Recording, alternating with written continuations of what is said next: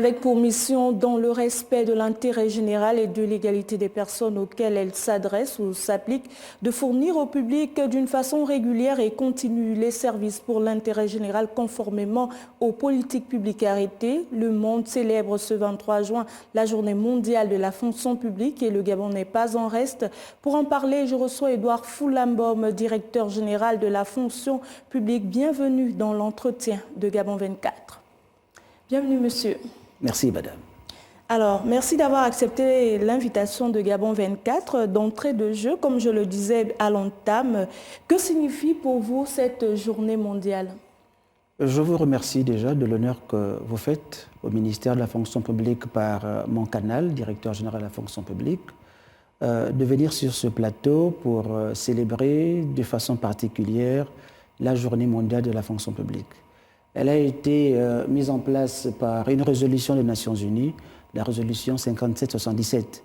Et donc, après plusieurs années d'interruption, où cette année n'a plus été célébrée, nous avons pensé qu'il fallait au moins marquer le coup pour une reprise et faire une célébration, même à minima.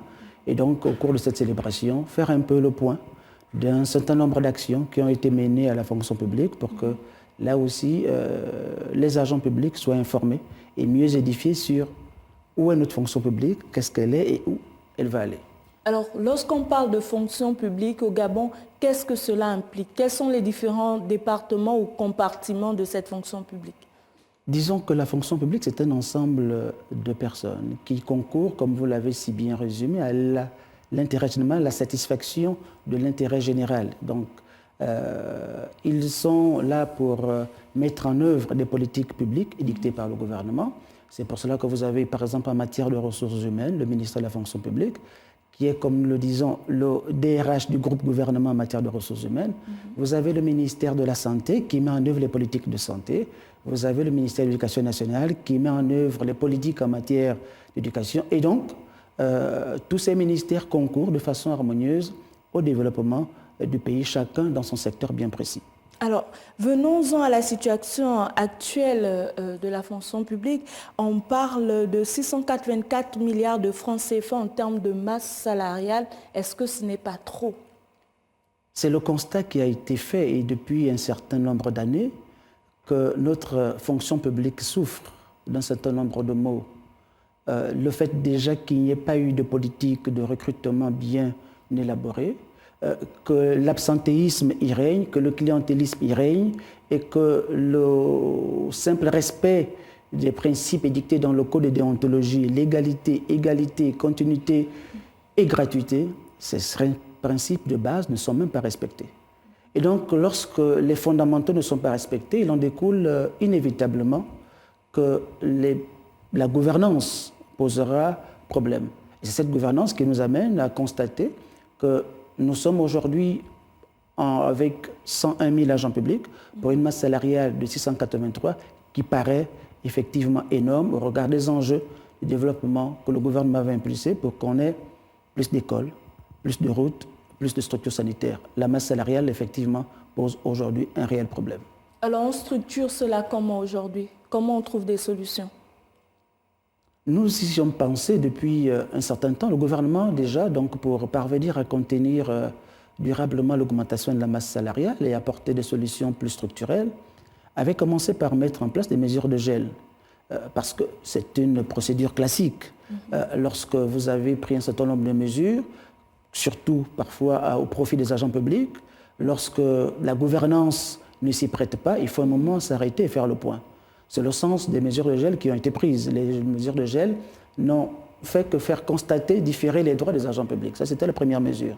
Ensuite, nous avons en 2019 fait une vaste opération de recensement. Parce que lorsque vous voulez réformer, il faut déjà exactement savoir ce qu'il y a à l'intérieur. Oui, on dit 683 milliards de masse salariale. Oui, on dit 101 000 agents publics. Mais qui sont-ils, que font-ils et où sont-ils?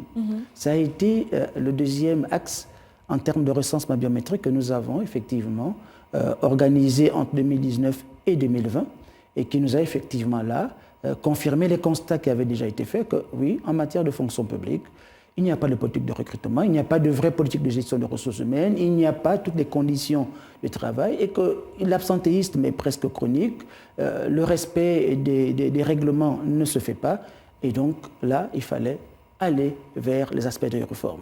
Donc jusqu'à aujourd'hui, la situation est celle des gels. Le gel a été temporaire. Et pour dire que quand on a fait le gel et on a fait le constat du recensement biométrique, il fallait effectivement apporter la solution. La solution a été apportée au travers du Forum de la fonction publique. Justement, qui est organisé en 2020. Exact. Est-ce qu'il fallait apporter les réponses seules? Vraisemblablement non, parce que sur les instructions des hautes autorités, Madame le ministre a donc convoqué le premier Forum de la fonction publique, qui a réuni 600 personnes. 800 personnes, autant pour moi, dans un hôtel de la place, et où nous avons débattu sans tabou, en toute franchise, en toute objectivité, des mots qui minent la fonction publique et tenter d'y apporter des solutions à court, moyen et long terme. Donc, au cours de ces travaux, nous sommes sortis avec 144 recommandations. De ces 144 recommandations, nous avons eu un plan d'action de 21 actions. Et ce plan d'action a été adopté au travers du Conseil des ministres du 20 novembre 2020. Est-ce qu'il y a déjà des résultats de ces plans d'action-là? Oui, madame. Il y a des grèves ici et là, notamment avec les enseignants de l'ENES. Alors, je vais vous dire, lorsque nous adoptons le plan d'action 2020 à travers le Conseil des ministres du 20 novembre, c'est un plan d'action qui est clair. Il s'agit donc de procéder à la régularisation des situations des diplômés d'école. Parce que la loi nous dit que pour accéder à la fonction publique, c'est par concours. Et donc, nous pensons que tous ces agents-là, ou futurs agents, qui ont fait le concours et donc satisfait à une exigence de la fonction publique, doivent être régularisés en premier. Le deuxième axe, c'était de régulariser les prix-salaires. C'était là encore une entorse à la loi. Et donc, on a pris comme ça dans le fichier des agents publics, des agents qui, avant que leur situation ne soit régularisée, on leur donne une avance sur salaire. Et le troisième axe que nous avons identifié, c'était les reclassements. Mais nous avons identifié ces axes-là en collaboration étroite avec les partenaires sociaux. 2019-2023, nous avons régularisé près de 15 193 situations. Mais qu'en est-il de la 26e promotion de l'ENES? Alors, lorsque nous sommes dans ce protocole, de régularisation, nous avons indiqué qu'il fallait faire le point. Et donc, il était nécessaire que pendant un temps, on baisse sur l'organisation des concours qui ne sont plus planifiés avec une réelle expression de besoin. Malheureusement, ces deux concours ont été organisés. Et donc, lorsque nous avons fait l'évaluation budgétaire pour la prise en charge progressive des promotions précédentes, ces promotions n'étaient pas à l'intérieur. Mais qu'à cela n'était parce que le processus est évolutif. Ces promotions font l'objet d'une prise en compte progressive dans le cadre du plan de régularisation. Et je peux vous dire qu'au cours de la manifestation qui a eu lieu devant notre portail, nous avons pris sur nous, et sur instruction de Madame la ministre, et dans le cadre du dialogue social, de discuter avec les intéressés, de leur dire ce que nous faisons et que nous n'attendons pas les mouvements de grève. Monsieur le directeur, c'est bien de discuter, mais pendant ce temps, ces familles souffrent. Oui, je vous le concède. Ce sont des pères et des mères de famille. Je vous le concède. C'est pour cela qu'il faut qu'on arrête de faire ce qu'on a fait. C'est pour cela qu'il faut qu'on arrête de faire des concours sans qu'il y ait une réelle planification, sans qu'il y ait une réelle expression des besoins. Parce que si nous le faisons, vous faites le concours, mais vous allez finir comme ça. Or non, il ne faut plus que nos jeunes frères fassent des concours juste pour les faire et attendre et soient obligés de faire des grèves. Est-ce qu'en amont, la fonction publique ne devrait pas mieux organiser ces différents concours-là? Je voudrais d'abord chuter sur les résultats et puis embrayer sur la perspective en matière de concours. Oui, nous avons fait 15 000 avec un focus sur l'éducation nationale. Oui, je vous rassure que les dernières promotions de l'ENES sont en train d'être absorbées. Nous l'avons dit, il y avait des promotions avant. Soyons plus ou moins justes et équitables, faire en sorte que ces promotions passent. Donc les dernières promotions sont en cours, notamment la 26e, la 27e, les dossiers sont en réservation de postes budgétaires. Quid maintenant des concours? Nous disons que nous devons sortir de cette gouvernance qui n'a pas été efficace en matière de gestion des ressources humaines. C'est pour cela que nous avons circularisé une nouvelle méthode. C'est celle de faire en sorte que pour tout concours, il faut que le ministère sectoriel exprime un besoin. Ce besoin doit être analysé sectoriel fonction publique. Ensuite, il doit être transmis au ministère des Budgets pour qu'à ce besoin, il y ait une programmation budgétaire. Ça veut dire que si nous organisons un concours aujourd'hui, nous savons que dans 2 ans, ceux qui ont eu le concours vont sortir. Et donc, visiblement, il y aura moins de problèmes à les absorber.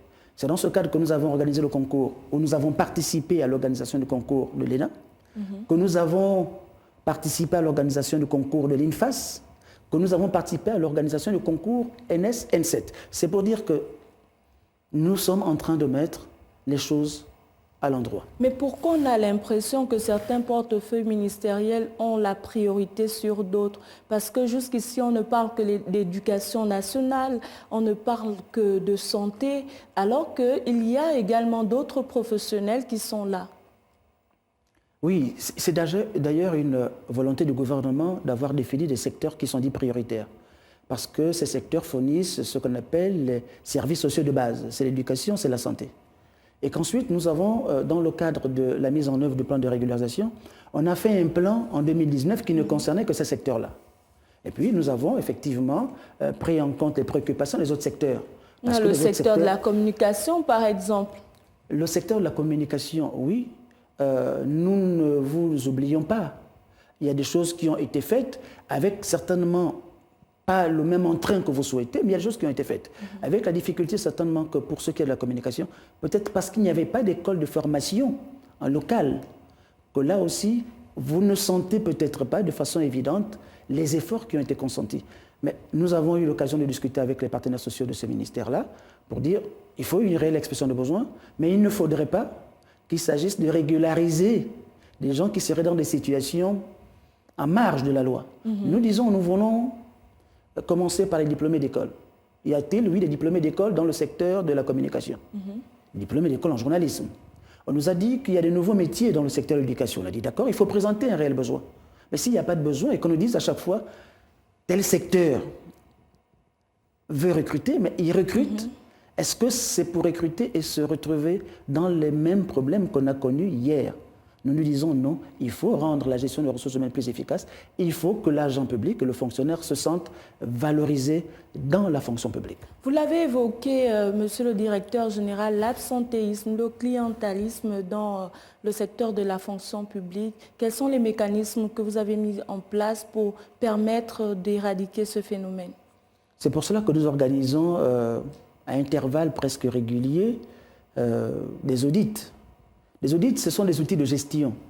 Nous avons organisé un en 2018, un en 2019-2020, et puis nous avons instruit les directeurs centraux de ressources humaines d'opérer de façon régulière des contrôles. Parce que, comme on le dit, hein, c'est la vue du gendarme et le début de la sagesse. Et donc il faut que les directeurs centraux de ressources humaines organisent de façon sectorielle les contrôles des agents, les contrôles de présence des agents publics pour faire baisser un tant soit peu ce phénomène d'absentéisme. À côté de ça, il y a le mauvais accueil que les usagers constatent au quotidien dans les administrations publiques. Peut-être parler de renforcement de capacité des agents publics. Cet axe de réforme est pris en compte par Madame la Ministre. Nous avons deux écoles sous tutelle, l'ENA et l'EPCA. Et donc Madame la Ministre a instruit, là aussi le directeur général de l'EPCA qui assure l'intérim de l'ENA, de prévoir des capsules de formation. Ces capsules vont s'adresser à toute l'administration parce que lorsqu'on est nommé directeur général, on n'a pas les codes. Il faut que lorsqu'on est nommé, on apprenne le b.a.-ba de l'administration. Tout est question de métier. Ce n'est pas parce que vous ne faites rien qu'on vous envoie aux archives. L'archivage, c'est un métier. Ce n'est pas parce que vous ne faites rien qu'on vous envoie être chauffeur. Chauffeur, c'est un métier avec des codes et une certaine façon de se conduire. L'accueil, c'est un autre métier. Vous pouvez être une femme, mais ne pas savoir accueillir. Là aussi, donc, des capsules vont être présentées par Madame la Ministre à l'endroit de l'ensemble de ses collègues pour que tous les métiers de la fonction publique fassent l'objet d'une remise à niveau et que les agents publics fassent l'objet... Je laisse à Madame la Ministre la primeur de cette information. Et comment intègre-t-on la fonction publique aujourd'hui? Au sortir du forum et au regard des récriminations qui ont été formulées, nous avons pensé qu'il fallait remettre le concours au centre, parce que c'est la loi. L'agent public est dans ce que nous disons une position statutaire et réglementaire. Nous avons deux principales lois pour nous qui sommes fonctionnaires. Il y a la loi 1/2005, statut général de la fonction publique, et nous avons la loi 8/91, statut général des fonctionnaires. Que disent ces deux lois? Que pour accéder à la fonction publique, c'est par voie de concours et accessoirement sur titre. Malheureusement, ce que nous avons fait... Et qu'est-ce que ça signifie? Ça veut dire, ce titre, c'est ce qu'on appelle les recrutements directs.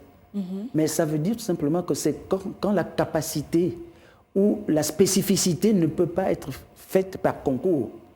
Dans nos écoles nationales, on ne forme pas des ingénieurs en pétrochimie, électriciens, ingénieurs géologues. Ce sont ceux-là qui peuvent déroger au principe et donc être recrutés sur titre.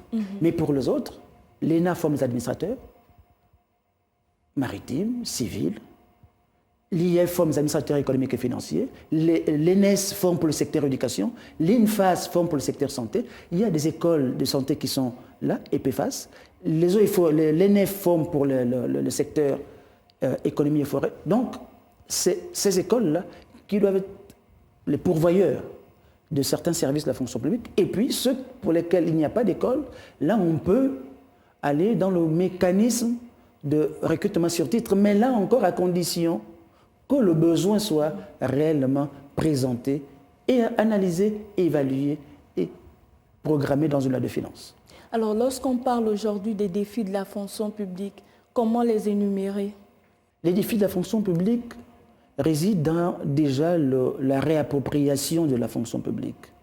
Faire en sorte que l'agent public respecte les principes fondamentaux qui sont contenus dans le Code. Au cours de la rencontre que le Premier ministre a eue avec la haute administration, il a tenu à le rappeler. Et c'est nécessaire que nous, agents publics, on s'y tienne. C'est ce qui régit les rapports entre nous en intérieur et entre nous et les usagers du service public. C'est déjà le premier aspect, c'est donc le respect des normes. Ensuite, que nous, acteurs, nous respectons là ces normes en matière de concours, que nous ne fassons plus comme nous l'avons fait par le passé, que nous organisons les concours sans qu'il y ait une planification. Nous avons remis le curseur à l'endroit pour faire en sorte que les besoins nous soient présentés. Avec les sectoriels, nous les analysons. Le ministère du Budget nous garantit la programmation budgétaire pour que nous ne retombons plus dans les travers des grèves et des mouvements sociaux. Ensuite, il faut aller plus loin. Nous voulons avoir un axe de modernisation encore avec les NTIC. C'est pour cela que Mme la ministre a instruit les services techniques de travailler en collaboration avec l'ANEF, le ministère de l'économie numérique, pour que notre site web soit des plus performants. Il doit être accueillant, il doit pouvoir donner l'information aux usagers, quel que soit l'endroit où ils se trouvent. Un autre axe de numérisation, c'est celui de la dématérialisation des procédures. Est-ce que cela tient compte de ces fonctionnaires-là qui sont dans l'arrière-pays? Parce que c'est plus facile pour les fonctionnaires qui sont dans les villes de pouvoir comprendre ce que vous dites. Il n'est pas toujours évident, effectivement, de toucher ceux qui sont, comme vous dites, dans l'arrière-pays. Mais nous avons des relais dans l'arrière-pays. Ce sont les directeurs provinciaux de ressources humaines. Là aussi, dans le cadre de l'amélioration de la gestion des ressources humaines, nous pensons qu'il faut redimensionner ces structures-là, les desserrages et dépérages. On avait pensé que le mécanisme de gestion centralisée peut-être était aussi à l'origine de toutes les récriminations, parce que la fonction publique en tant que ministère, c'est en gros 6 à 700 agents, mais qui gèrent pour les civils, disons, près de 60 000. Qu'en fait, le ratio, ça devient lourd. Et c'est pour cela que dans le cadre de la réforme, on avait pensé qu'il fallait mettre les desserrages. Ça, c'est pour gérer les ministères. Et qu'à l'intérieur du pays, parce qu'il n'est pas toujours évident d'y aller, qu'il fallait mettre des directeurs provinciaux de ressources humaines. Donc, ce sont eux qui sont censés être les relais du ministère de la fonction publique à l'intérieur du pays. Mais là aussi, on constate que la mayonnaise n'a pas forcément... c'est le constat que nous avons fait sur le terrain. C'est pour cela que nous faisons des renforcements des capacités pour leur donner des outils pour qu'ils aient l'occasion d'échanger, pour qu'ils aient l'occasion d'informer les agents publics à l'intérieur du pays. Il y a également ces types de fonctionnaires-là qui ont été affectés et qui ne répondent pas à l'appel de leur affectation. Il y en a d'autres qui sont dans des administrations qui n'ont pas de bureau, qui n'ont pas où exercer leurs fonctions.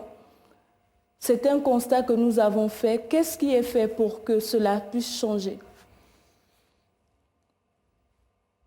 Le refus de rejoindre son poste d'affectation est une faute et passible d'une suspension de salaire. Donc lorsque nous sommes affectés, nous avons l'obligation de rejoindre notre poste d'affectation.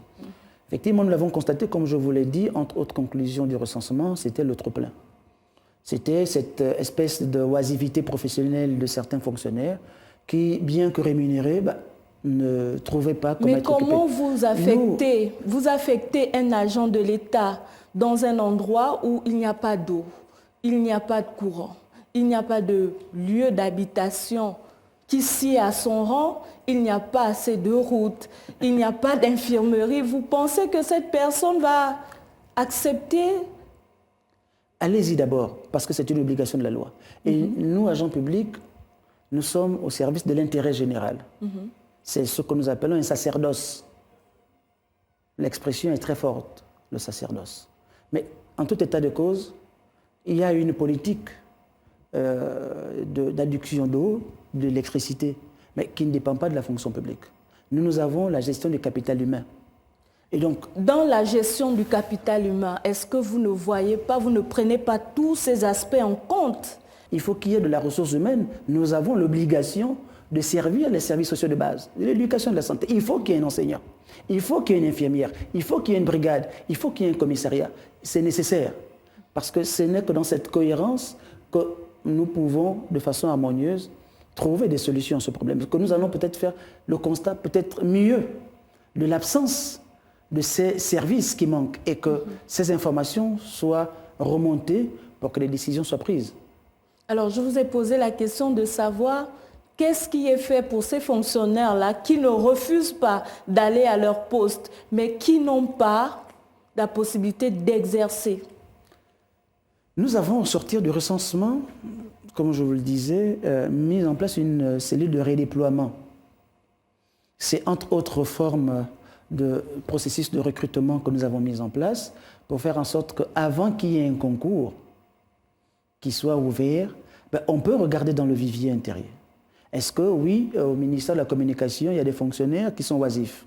Si oui, vous nous dites.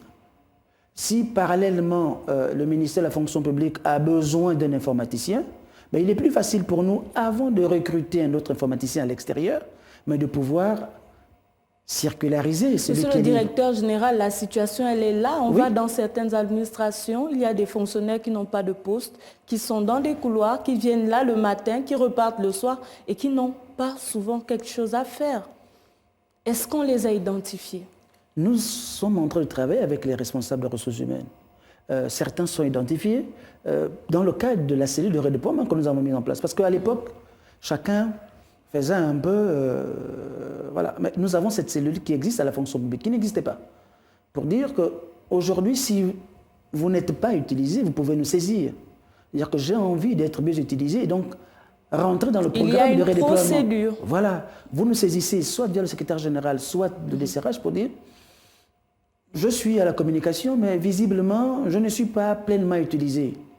Dans le cadre de la cellule de redéploiement, nous sommes capables de vous trouver notre poste parce que nous avons constaté qu'il y a une inégale répartition des effectifs dans les ministères. Il y en a qui sont en trop-plein, d'autres en sous-effectif. Donc, il faut chercher à rééquilibrer, ne serait-ce que par le dispositif de redéploiement. Donc, c'est un mécanisme qui existe, que nous utilisons, que nous avons déjà mis en œuvre, expérimenté et qui fonctionne bien. Donc, l'agent public aujourd'hui a la possibilité de nous saisir. Nous avons écrit à l'ensemble des secrétaires généraux pour dire tous ceux qui sont oisifs, communiquez-les-nous. Nous allons les inscrire dans le cadre du programme de redéploiement qui est mis en œuvre à la fonction publique. Avant de refermer cet entretien, j'aimerais vous poser la question de savoir, depuis un moment, on voit que la fonction publique va vers Gabon Égalité. Vous parlez de lutte contre le harcèlement en milieu professionnel. Où en êtes-vous actuellement? Nous avons effectivement adhéré aux caravanes sur le programme Gabon Égalité, pour ce qui concerne le pan de la gestion de ressources humaines là aussi. Et nous nous sommes fait fort de participer à la vulgarisation de la loi qui porte lutte contre le harcèlement en milieu professionnel. Pour cela, nous avons fait des caravanes de vulgarisation déjà à Libreville, à la haute administration, c'est-à-dire les inspecteurs généraux, les secrétaires généraux. Nous avons échangé avec les directeurs centraux de ressources humaines et puis nous avons pensé que là aussi, il fallait qu'on se redéploie à l'intérieur du pays. Nous avons fait donc les provinces de l'Ogooué-Maritime, les provinces de Moyen-Ogooué, les provinces de Togooué, où nous avons échangé, discuté, informé l'ensemble des dépositaires de l'autorité de l'État sur l'existence de cette loi. Est-ce que le message est passé? Visiblement, oui. Le harcèlement moral, le harcèlement physique, intellectuel, financier. Visiblement, oui, parce que c'est une loi qui existe depuis 2015-2016 et que certainement, pour diverses raisons, beaucoup d'entre nous ne connaissaient pas forcément cette existence. Et c'est pour ça que nous saluons effectivement la mise en œuvre de ce programme, parce qu'il a permis au moins à l'ensemble des principaux dépositaires de connaître l'existence de cette loi, qui définit effectivement le harcèlement et surtout prévoit les sanctions qui partent de la radiation, la suspension et même à la prison selon la nature du harcèlement qui a été commis. Juste pour réaffirmer que le gouvernement fait des efforts en matière de régularisation des situations administratives. 15 132 situations ont été régularisées, avec à peu près 10 300 en ce qui concerne les recrutements et 4 800 pour ce qui concerne les reclassements après stage. Le processus de régularisation se poursuit dans le sens indiqué par les autorités, avec le principe de la progressivité sous-tendu par la soutenabilité budgétaire. Nous sommes en train de travailler là-dessus. Il nous reste globalement 2 grands secteurs, l'éducation et la santé, et nous pouvons rassurer que là encore des efforts sont faits pour que chaque mois il y ait des mises en solde. Ce sera votre mot de fin, qu'elle soit fonction publique d'État, parlementaire, hospitalière, de l'éducation ou locale. La fonction publique se doit d'être éthique et pragmatique. Prenez soin de vous. À bientôt sur Gabon 24. Je recevais le directeur général de la fonction publique, M. Edouard Foulambom. À bientôt. Merci, madame.